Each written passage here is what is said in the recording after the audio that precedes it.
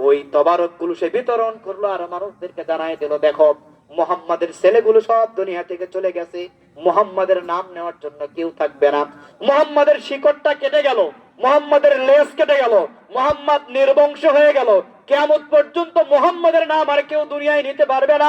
সবাই তোমরা খুশি হয়ে যাও, মিষ্টি খাও, খেজুর খাও, খুরমা খাও। আনাস বলো তো বলো, আমি আমার ছেলে সন্তান যখন দুনিয়া থেকে চলে যাচ্ছে, আমার মধ্যে কষ্ট আছে, কিন্তু আমার এই কষ্টের সময়ে আমার কাটা গায়ে নুনের ছিটা দিয়ে কাফের মুশরিকরা মিষ্টি বিতরণ করছে, তবারক বিতরণ করছে। আনাস বলো আমার অন্তর কি ভালো থাকতে পারে?